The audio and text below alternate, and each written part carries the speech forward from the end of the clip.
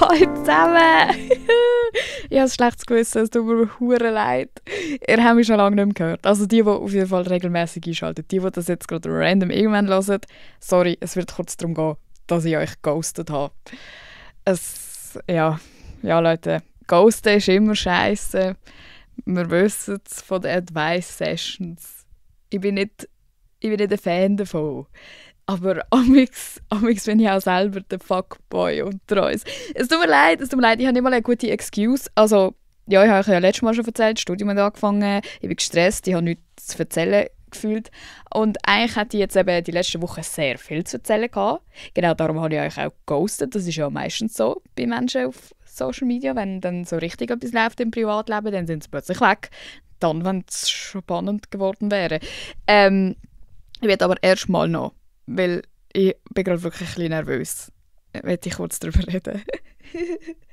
Dass anscheinend an der ZHAW kurz mal ein Thema war in einem Seminar. Es sind zwar nur so 5 Leute anwesend oder so. Das macht es für mich wirklich angenehmer.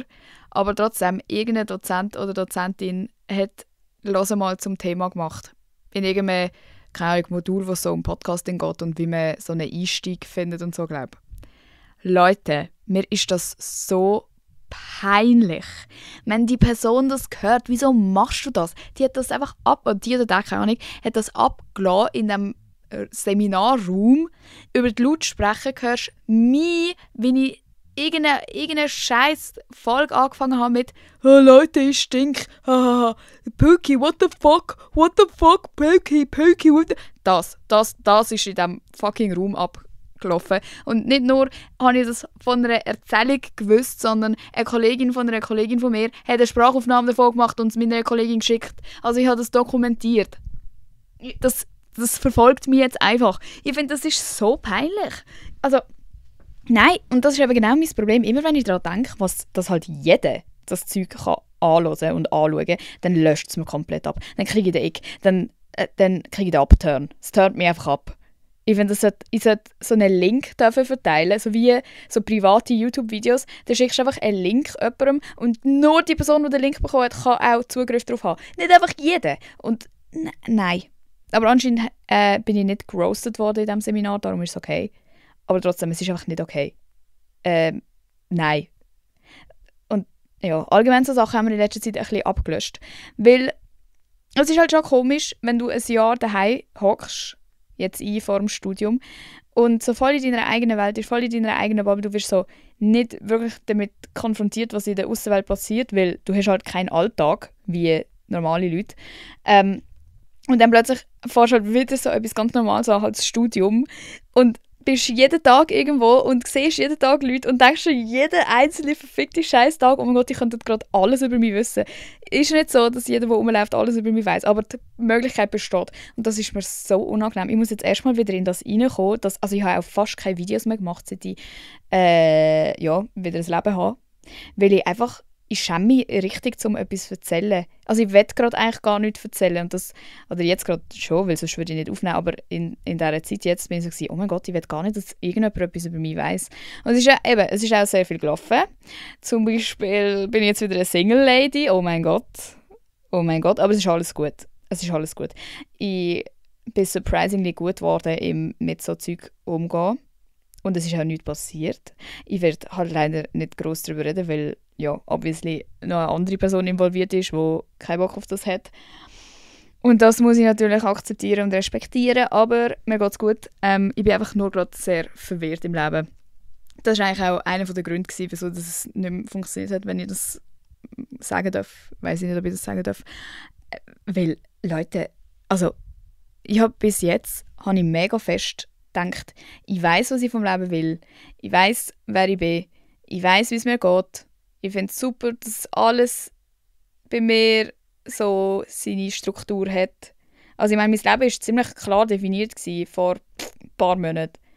Du stehst auf, gehst mit dem Hund laufen, gehst in den Stall, gehst zurück, machst vielleicht irgendein Video, redest mit all deinen Kolleginnen, gehst nochmal mit dem Hund laufen, vielleicht reiten, gehst ins Bett, chillst ein bisschen auf TikTok, gehst definitiv nicht in den Ausgang und isst etwas und repeat.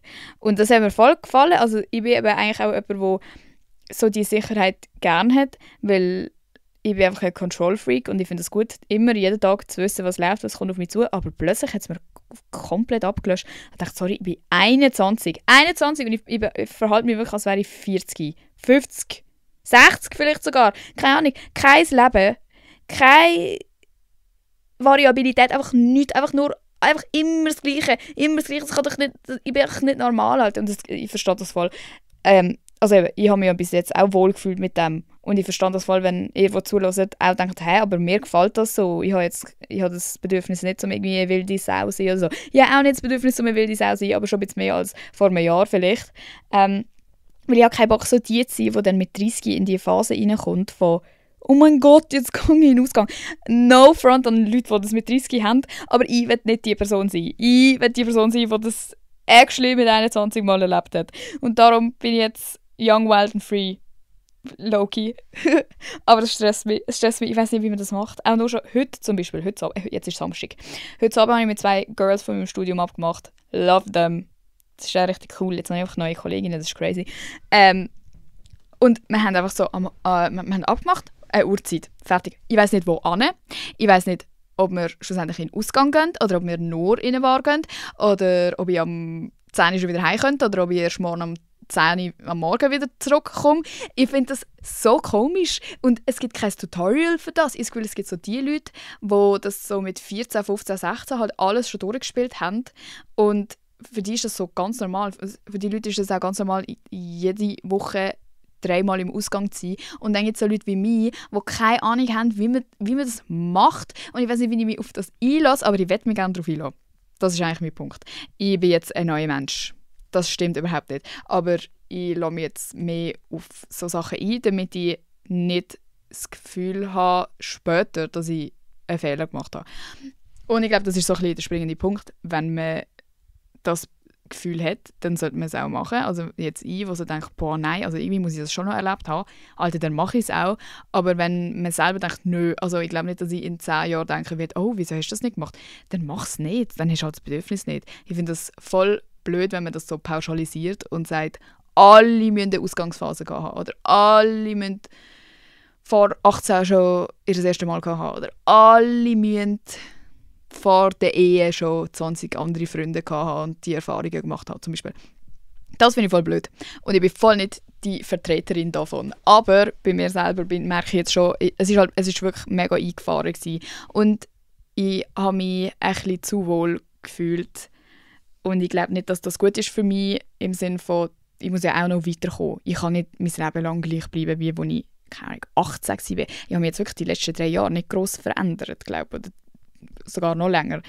Weil ich habe keinen Grund dazu gehabt. Und alles, was irgendwie unangenehm ist, habe ich halt einfach nicht gemacht. Also eben so das mit dem Ausgang und so, weil ich halt einfach nicht weiss, wie man das anständig macht. Ich weiss nicht, wie man tanzt im Ausgang. Ich weiss nicht, was man anlegt.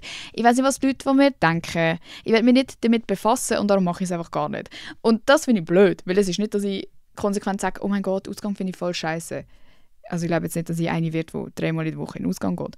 Aber ich bin nicht jemand, der es mega, mega schrecklich grusig findet. Ich bin einfach jemand, der nicht rauskommt. Und ich hasse es, Sachen zu machen, wo ich nicht genau weiss, was abgeht.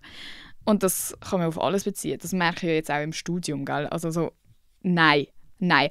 Die Sachen, die ich weiss, das kann ich, Alter, das finde ich richtig geil.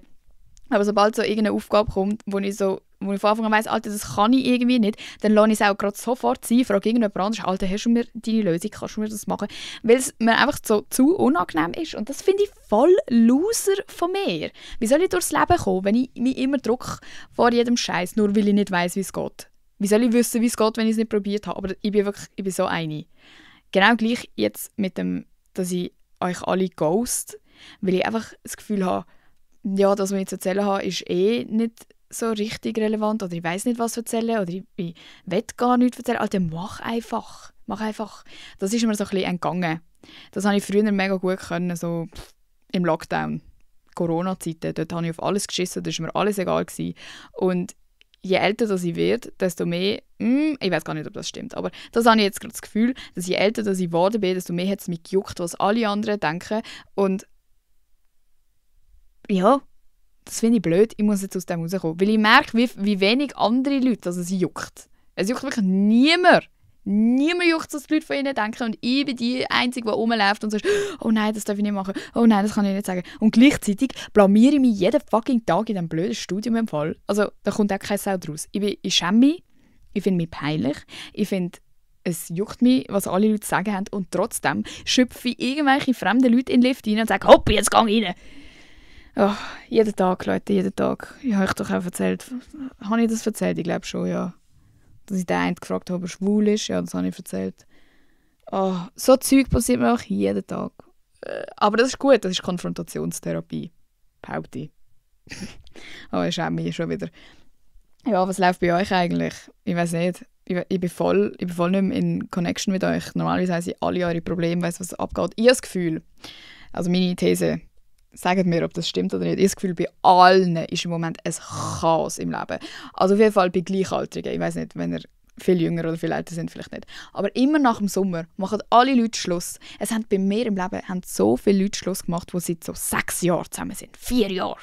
3 Jahre. Keine Ahnung, von mir auch 2 Jahre, das ist mir gleich. Aber Leute, die eigentlich eine gute Verbindung hatten und es ist so nichts vorgefallen, sondern es ist so mega etwas so im Umschwung, habe ich das Gefühl, so, jeder will etwas Neues und alle wollen einfach Veränderung und fühlen sich so festgefahren und darum machen alle Schluss und sind so, wow, jetzt bin ich ein neuer Mensch. Und das ist für mich so overwhelming, wenn so viel aufs Mal passiert, weil natürlich auch dann bei meinen Kolleginnen das Gleiche ist wie bei mir. Und dann reden wir alle so 100 Jahre drüber. Natürlich, ihr kennt es, wir reden immer nur über das Gleiche, 10 Jahre. Trifft sich jedes Mal nur, um über die gleiche Situation zu reden, die vor 2 Monaten passiert ist. Und du probierst so für alle da zu sein, aber selber hast du eigentlich keine Ahnung. Das stresst mich mega, weil eben, normalerweise bin ich die immer einen Tipp auf Lager hat und wo eigentlich so die Ruhe bewahrt und sagt, ja, nein, das kommt schon und nein, du weißt ja, wie du bist. Aber jetzt sehe ich, dass alle verloren sind und dass ich nicht einfach sagen kann, ja, aber du weißt ja, wie du bist. Weil wir wissen actually alle nicht, wer wir sind. Ich glaube, das ist das, was die Leute sagen, wenn sie sagen, wenn du so in den 20er bist. Obwohl, letztes Mal habe ich das gesagt, ich glaube zu der Lynn oder so. Und sie so, alte Emma, du bist 21, du bist barely in deinen 20er. Okay, ist mir egal, ich bin auf jeden Fall 21. Und ich glaube, ich sehe, wieso die Leute sagen, dass die Zeit mega confusing ist, weil es passiert halt so viel und es verändert sich so viel. Und es ist auch richtig schwierig, Leute zu behalten durch die ganze Veränderung.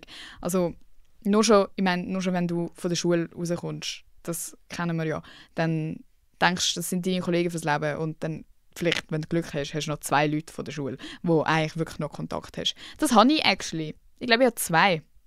Und die sind richtig close mit mir. Aber dann fährst du dein Studium an oder machst du ein Zwischenjahr oder alle machen halt etwas anderes. Dann hast du dort in dieser Zeit, was du dort machst, im Studium oder in deinem Zwischenjahr oder dort, wo du dein Praktikum machst, dann kriegst du dort wieder deine Leute, hast dort wieder ein mega Character Development, veränderst dich mega oder lernst mega viel dazu. Zack, dann passt du schon wieder nicht zu deinen alten Leuten. Und dann ist dein Praktikum fertig, dein Auslandsjahr ist fertig, dein Studium ist fertig, zack, schon wieder eine Veränderung. Ich kann mir nicht vorstellen, wie ich in nur schon einem Jahr sein werde. Ich finde das richtig komisch einfach gerade. Und so, dass ich glaube, es hittet gerade einfach bei mir mega, dass ich keine Ahnung habe, wie mein Leben aussehen wird. Ich habe keine Ahnung, was kommt. Und das ist ja auch mega cool, weil eben, so wie ich bis jetzt gelebt habe, stinkt es mir langsam, dass ich das Gefühl habe, ich könnte eigentlich die nächsten 10 Jahre predikten, weil ich immer genau das gleiche Leben weiterführen werde, weil ich einfach so eingefahren bin und so kontrollsüchtig bin, dass ich nichts machen kann, außer das, wo ich genau weiss, wie, wo, was. Das mache ich nicht mehr mit, Alter. Das haben wir jetzt, glaube ich, schon etabliert. Man muss es nicht noch 40 Mal sagen. Ich probiere es, glaube ich, einfach mir selber einzureden. Ich habe es nämlich noch nicht so ganz im Griff, das zu glauben. Aber, eben, wir wissen alle nicht, wie es rauskommen wird. Und das ist so stressig. Leute, alle meine Friends und alle Leute in meinen DMs. Also ich glaube, es geht eigentlich allen so im Moment. Aber ich merke so, Bro, was mache ich mit meinem Leben? Was passiert in den nächsten 2 Tagen? Man weiß nicht mal, was übermorgen sein wird, weil es so chaotisch ist gerade und man so verloren ist. Und auch bei mir, ganz TikTok ist voll mit dem. Das ist wirklich auch nicht gut. Ich sollte mein Handy weglegen. Weil mein Algorithmus hat schon gecheckt, dass ich verloren bin. Jetzt zeigt es mir nur noch so lost Scheiß an. Und jeder sagt etwas anderes, jeder hat andere Tipps und es verwirrt mich eigentlich einfach nur noch alles. Aber für das bin ich heute da, um euch zu sagen, dass ich verloren bin im Leben. Und das ist auch, ja, ich glaube, es ist verständlich Und Leute, die das schon durchlebt haben, ich meine, ich habe ja verhältnismäßig habe ich das Gefühl, ich habe schon recht viel mit älteren Leuten zu tun, halt wegen dem ganzen Social-Media-Ding, die, keine Ahnung, so in den 30er sind. Und darum kann ich auch mega oft mit so Leuten reden und ich finde das mega cool, so mit Leuten zu reden, die mehr Erfahrung haben, wo man einfach so ein bisschen Zuversicht bekommt. Die sind dann so, ja, du schaffst das schon. Du bist ja noch jung. Das sagen alle. Oh mein Gott, letztens bin ich im Uber gesessen. Die Frau hat mit mir geredet. Sie hat mit 35 ihren Mann gefunden. Erst. Also das ist ja relativ spät eigentlich. Und mit 40 haben sie dann ihr Kind bekommen. Und sie so zu mir, ja, du musst wirklich einfach einen guten Mann finden. Du darfst nicht einfach irgendeinen nehmen, um ein Kind zu machen, nur weil ein Kind willst. Du musst wirklich einen guten finden, der dann auch zu dir schaut und der nicht einfach abhaut. Und ich so, Alter, wie soll ich das machen? Und dann labert sie mich noch weiter voll. Und ich so, du bist so eine hübsche, weißt du darfst dann nicht Botox machen und so. Ich so, ja, ist gut. Aber erzähl mir noch mal mehr von, wie man sein Leben lebt. Und sie, ja, nein, also du bist ja noch jung. Wie alt bist du? 21? Ja, Alter, leb dein Leben, du bist nur einmal so jung. Meine Mutter genau gleich. Immer wenn ich ihr erzähle von so Boy-Drama, ob sei das jetzt von mir persönlich oder von meinen Kolleginnen, weil sie weiss eigentlich immer, was läuft, dann ist sie so, Alter, was ist mit euch? Was tun ihr so kompliziert? Ihr seid 21 oder 20 oder 22. Alter, früher, wir sind auch in den Ausgang gegangen, dann hast du halt mal mit einem etwas gehabt oder so, oder bist halt mit einem zusammen gewesen, aber nicht so das ganze Hin und Her. So, entweder bist du zusammen oder nicht zusammen und wenn nicht, dann suchst du den Nächsten und es ist alles nicht so deep, du bist mega jung. Das finde ich so krass und das sagen wir halt alle und ich bin auch jemand, ich suche halt die Gespräche mega oft, weil ich halt so gerne eigentlich alles wüsste, einfach safe wüsste. Und wenn ich weiss, keine Ahnung, 100 Leute, die ich frage zu diesem Thema, sagen alles Gleiche, dann habe ich das Gefühl, okay, dann muss es ja stimmen. Und so viele Leute sagen mir, ja, chill mal, du bist so jung, chill einfach. Aber das Problem ist, ich kann nicht chillen. Wirklich keine einzige Zelle in meinem ganzen fucking Körper hat die Fähigkeit zu chillen. I am so not chill. Alter. Aber ich muss das lernen. Vielleicht ist das mein Purpose, wieso dass ich so abgefuckt bin im Moment und so verloren, weil ich einfach das noch nicht kann und das lernen muss. Ich weiß es nicht, Leute. Aber falls es euch gleich geht. Wahrscheinlich ein paar von euch. Ja, auf jeden Fall, was ich sonst noch zu erzählen habe, von meinem ganzen Gefühlszustand, ist, dass ich also immer wenn halt so ein neuer Lebensabschnitt kommt und eine neue Situation, dann finde ich es mega spannend, wie sich auch das Bild von einem selber so verändert. Oder wie man das auf jeden Fall mal in Frage stellt. Ich glaube, viele von uns, ich weiß nicht, ob alle. Aber eben, ich habe eigentlich jetzt, vor allem das letzte Jahr, gedacht, ich weiß, wer ich bin und so, das habe ich ja gesagt. Aber wenn du dann gleich in so einen Pool hineingeworfen wirst mit so vielen verschiedenen Menschen, jetzt beim Studium, wo so viele verschiedene Facetten von dir auch vorholen, also du bist ja nicht so allen gleich und gewisse Leute lösen etwas anderes in dir aus und gewisse findest du mega cool und gewisse findest du mega scheisse und bei gewissen musst du irgendwie mega geduldig sein und bei anderen pissest du fast in die Hose, weil sie so lustig sind. Also es gibt so viele verschiedene Menschen und auch, die sind ja auch alle anders, also unterschiedlich alt. Also man kann nicht mal sagen, dass das alles Gleichaltrige sind oder so, aber du wirst einfach mit so vielen verschiedenen Menschen konfrontiert. Und das finde ich so spannend, wie man sich selber dann verändert, wie man sich selber dann auch anders sieht und wie man also auf jeden Fall ich und alle, mit denen ich darüber geredet habe, machen sich dann, gehört in meinem Bauch? Oha, haben sie das gehört? What the fuck? Ich habe gerade Red Bull getrunken, darum wahrscheinlich, sorry. Dass man sich dann auch mega fest in Frage stellt und sich immer mehr auch von so einer Vogelperspektive probiert zu sehen. So, wie sehen mich jetzt die anderen? Wie wirke ich auf andere? Was mache ich da? Oh, das war mega cringe, was ich gerade gemacht habe. Oder irgendwie, scheisse, irgendwie werde ich gleich mega unsicher, wenn ich da muss aufstrecken und mich melden und so, obwohl ich denke, ich habe das jetzt voll im Griff. Also bei mir zum Beispiel, Leute, Alte, ich mache die hören mal live Podcast-Shows vor 300 Leuten oder so. Aber wenn ich in diesem blöden Klassenzimmer mit so 20 Leuten in einem Modul mich muss melden, dann sterbe ich fast. Was für Hochdeutsch soll ich reden? Oh, übrigens, Side-Fact. Ich habe mich entschieden, ich rede richtiges Hochdeutsch, aber jetzt nur noch in der Schule. Ich kann das nicht. Ich rede kein Schweizer Hochdeutsch. Ich glaube, Leila hat auch ein Video über das gemacht, dass sie es mega cringe finden, dass die Leute einfach immer noch so Schweizer Hochdeutsch reden. Aber ich finde es auch immer noch so cringe, zum schönes Hochdeutsch reden, auch wenn ich es einigermaßen kann eigentlich. Ja, das war ein Side-Fact. Aber nur schon so die kleinen Sachen, oder ja, nein, jetzt habe ich irgendwie gleich die Frage nicht richtig gut beantwortet, oder Gruppenarbeit, wir müssen mega viel Gruppenarbeit machen. Ich hasse Gruppenarbeit.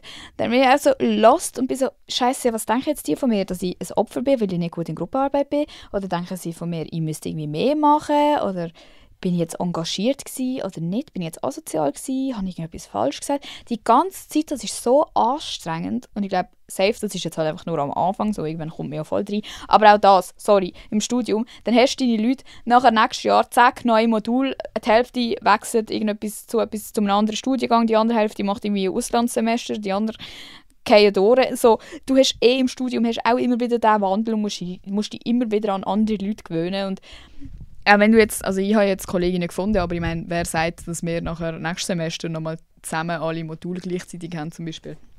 So alles das. Man muss sich, also ich glaube, das wird nie so chillig wie jetzt im Gymi zum Beispiel, wo du halt einfach deine Klasse hast und fertig und mega die Comfortzone.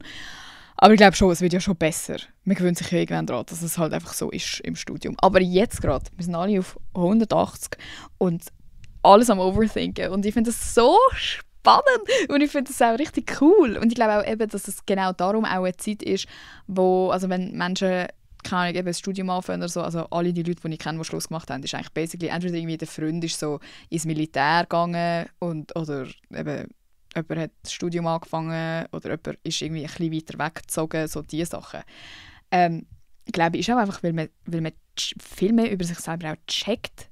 Wenn du immer in dieser Comfortzone bleibst, so wie ich, dann logisch ist alles immer okay, so wie es ist. Aber wie funktionierst du außerhalb von dieser Comfortzone? Und das finde ich auch für Beziehungen allgemein, Alter, finde ich das so crazy, wenn Leute zum Beispiel 3 Monate irgendwo reisen mit einer Kollegin und die Beziehung funktioniert super weiter. Das ist ja so eine Green Flag für deine Beziehung. Ich glaube, ich würde das nicht überleben jetzt im Moment, wenn ich einen Freund habe, wenn der einfach ein halbes Jahr irgendwo weggehen würde. Ich wäre so, ja Bro, dann gehst du mich ja betrügen oder sorry, also dann liebst du mich sowieso nicht. Aber es geht eigentlich gar nicht um das. Vor allem nicht in unserem Alter, sorry, wenn wir schon Beziehungen haben, dann finde ich, sollten wir uns nicht verhalten, als wären wir schon verheiratet. Weil das sind wir nicht. Wir sind jung as fuck, Alter. Und nur schon das Commitment von, man ist in einer Beziehung, ist crazy in unserem Alter. Ich bin auch langsam am überlegen, ob es mega dumm ist, wenn man in diesem Alter eine feste Beziehung hat. Ich glaube eben eigentlich schon, aber es ist natürlich schön und man lernt ja auch mega viel in Beziehungen übereinander und voneinander und über Menschen allgemein und Kommunikation und so. Aber so ganz allgemein gesehen, Leute, wir verschwenden so viel, also nicht verschwenden, es ist natürlich eine schöne Zeit, bla bla, ich checke, was ich meine, aber so viel Zeit geht drauf für deinen Freund, wenn du einen Freund hast oder umgekehrt oder wer auch immer du hast, dein Partner, Partnerin, gepaart, so viel Zeit, das Ganze immer jede Woche, also keine Ahnung, ausser du bist crazy, aber so im Normalfall, jede Woche planst du dein Wochenende rund um die Person. Oder deine ganze Woche planst du eigentlich rund um die Person. Wenn haben wir das gesehen, wenn wir machen, okay, dann gehen wir zwei zusammen dort an. Immer alles. Und du gehst auch alles dieser Person erzählen. Hey, ist gut für dich, wenn ich am Freitag dann... Logisch fragt man nicht, wenn es eine gesunde Beziehung ist, um Erlaubnis, sondern man muss ja aber trotzdem das kommunizieren, weil man irgendwie ein Team ist und alles wie so abgesprochen ist oder so. Und das finde ich voll crazy. So, wir sind so jung und unser Leben ist so null definiert und wir legen uns aber alle schon, also die in Beziehungen sind, so fest auf eine Person fest, dass du hast ja gar keine Chance, um irgendwie jemand anderes kennenzulernen oder zum mehr über dich selber unbedingt mega krass kennenlernen, weil du wirst gar nicht mehr in so Extremsituationen reindingst. Oder nur schon, wenn man mit einem Freund so ein Studium anfängt. Du bist ja direkt ganz anders, weil du willst ja respektvoll sein und hebst dich vielleicht eher ein bisschen zurück oder gehst auf jeden Fall, oder keine Ahnung, hast vielleicht nicht so Bock mit anderen Typen etwas zu machen. Also, auch wenn es nur so ganz normale Sachen sind, bist du ja gleich ganz anders, wenn du einen Freund hast. Auf jeden Fall, wenn es monogamische, fuck Alter, wie sagen wir das? Monogame Beziehung ist. Und das ist so confusing einfach, dass man sich so anders verhalten und ich weiß auch nicht, ob das gesund ist, aber ich weiß auch nicht, ich weiß, ich bin nicht die Einzige, aber es hören sicher auch Leute so, die sagen, nein, ich bin gar nicht anders und mir juckt das auch nicht, wenn mein Freund anders gleich ist im Studium zu diesen Leuten dort wie zu mir und blablabla. Aber rein sozial gesehen gibt es ja einfach Regeln, so normative Sachen, die du einfach machst oder machen solltest, wenn du in einer Beziehung bist. Wo auch von außen du schräg angeschaut werden würdest, wenn die wüssten, du hast einen Freund und du machst trotzdem b und b. Ob das jetzt gut oder schlecht ist, keine Ahnung, aber wir werden ja immer gewertet. Und it just doesn't sit right with me. Jetzt gerade in dem Moment, dass man so jung und so früh im Leben in einer Zeit, die so dynamisch ist und so auch definierend ist für den Rest von deinem Leben, dass man sich so krass auf eine Person fokussiert. Ausser, legit, du heiratest halt später und dann sagst du, ja, wir haben uns mit 19 kennengelernt. Slay. Das verstehe ich ja schon auch. Und es gibt auch diese Cases, aber ich finde das, also ich beobachte das jetzt halt auch mega oft, so die Leute, die, keine Ahnung, von 18 bis 25 zusammen sind und dann machen sie Schluss und dann wissen sie nicht, wer sie sind. Die sind gross geworden mit dieser anderen Person und das ist immer noch, klar, etwas Schönes, aber trotzdem, wer bist du nachher?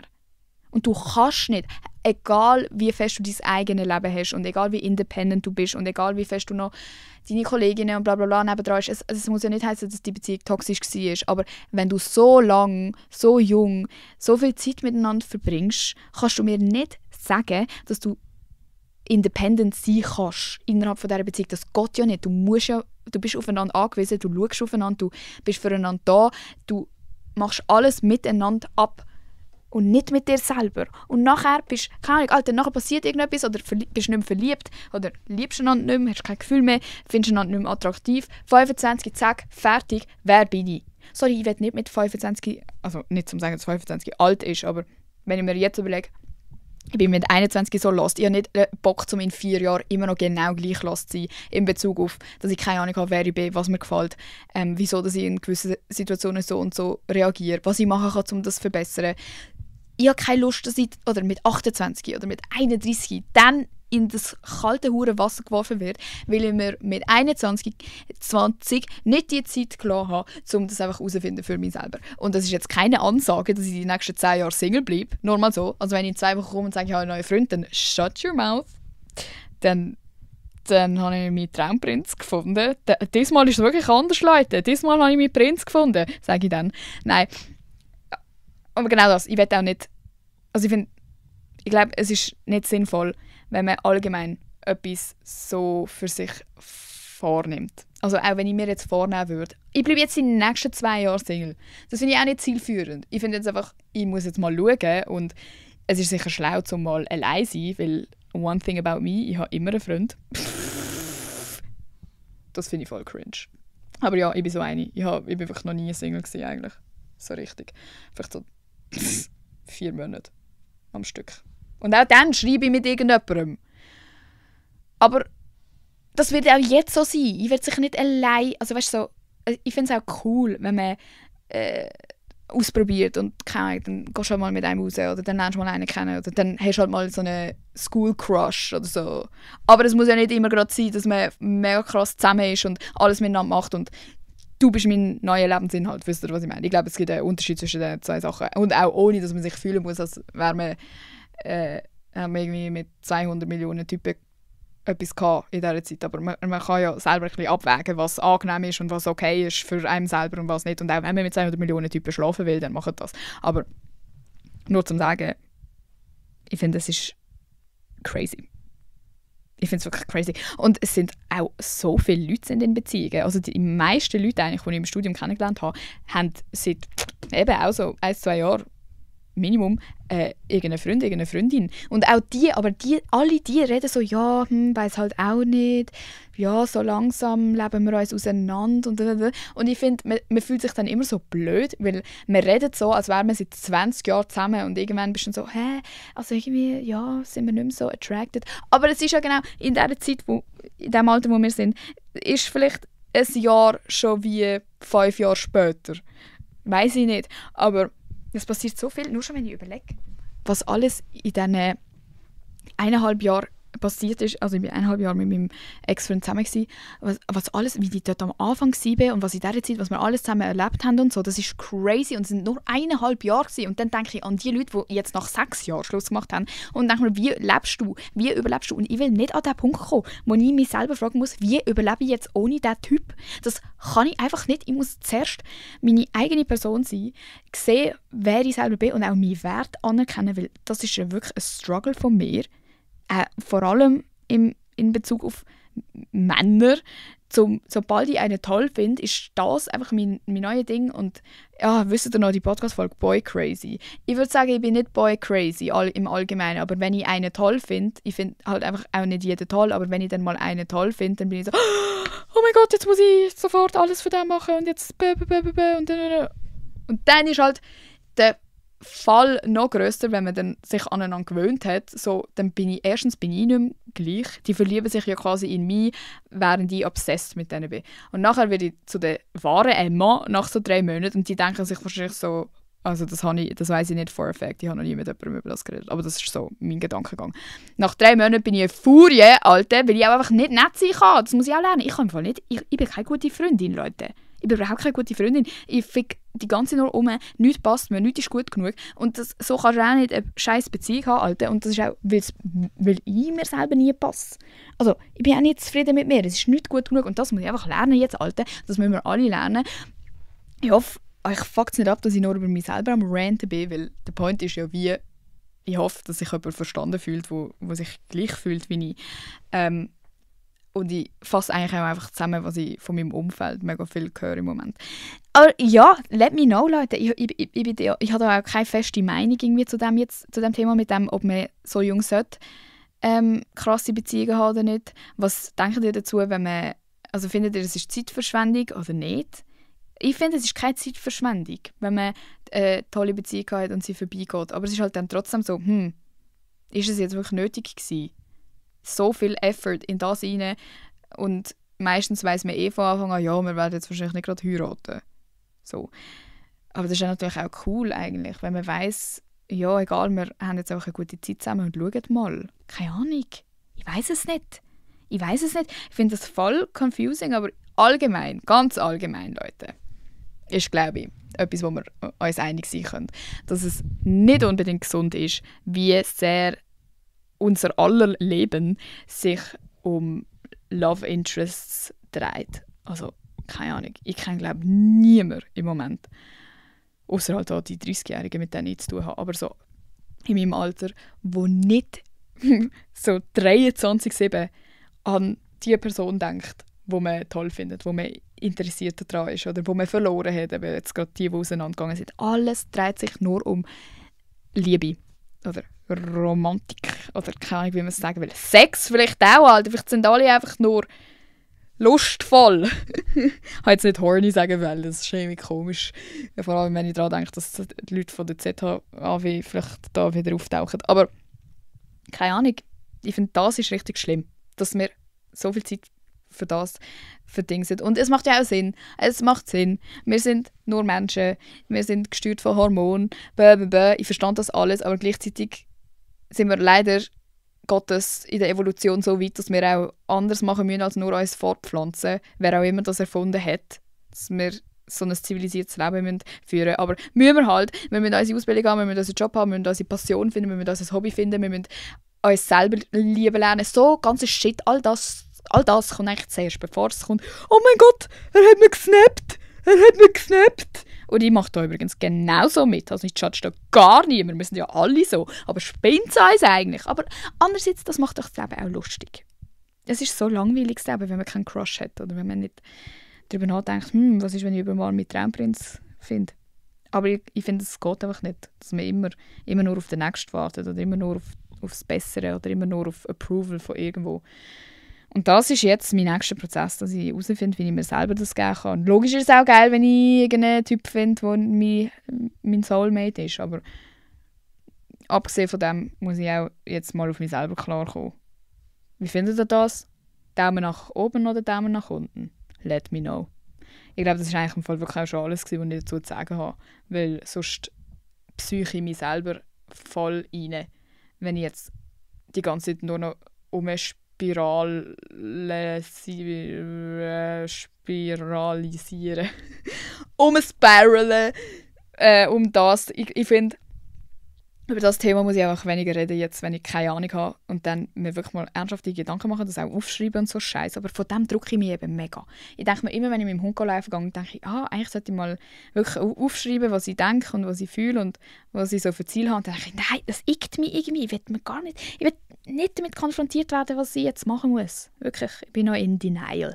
Ich verdränge es noch ein bisschen. Aber eben, allgemein finde ich sollte eigentlich weniger über das reden und dann erst darüber reden, wenn ich irgendwie eine Lösung gefunden habe, wenn ich weitergekommen bin in dem. Und dann jetzt einfach mal machen. Weil sonst bin ich immer die alles 100 Millionenfach überlegt, jede Perspektive anschaut und overthinkt und 100 Leute fragt. Und ja, das führt dann einfach dazu, dass ich mega der Control-Freak bin und alles nur so akzeptieren kann, wie ich das will. Und so will ich nicht weiter und darum schaue ich jetzt einfach mal. Jetzt muss ich einfach mal schauen. Sponti Monti. Mal schauen, ob ich heute in den Ausgang gehe. Man weiß es nicht. Was lege ich an? Ich weiß nicht mal, was anlegen. Genau das ist mein Problem. Und ja, ich habe es vermisst, mit euch zu reden. Sagt mir bitte, Leute, sagt mir, über was ich reden soll. Gebt mir Themen, weil ich bin wirklich, sonst kann ich nicht jede Woche eine Folge machen. Ganz ehrlich. Ich kann nämlich nicht jede Woche mir das Thema aus dem Arsch ziehen, nach 1,5 Jahren jede Woche das Thema aus dem Arsch gezogen haben. Ich habe langsam keine Themen mehr. Ihr müsst mich anregen, ihr müsst mir sagen, was euch beschäftigt. Und genau, ich freue mich. Folgt «Hören mal» auf Insta. Oh mein Gott, bald sind nächste Woche. Nächste Woche ist Swiss Influencer Award und wir sind mit «Hören mal» in der Top 3 in der Kategorie Podcast. Aber es sieht schlecht aus. Wir sind gegen die Thronsitzung und kurz und bündig und die sind für mich schon ein bisschen besser als jetzt. Hören mal dran. Also ich würde es denen mehr gönnen. Aber natürlich freue ich mich, wenn wir gewinnen. Let's see. Danke fürs Zuhören. Ich habe euch vermisst. Bis hoffentlich nächste Woche. Geben wir Themen. Tschüss.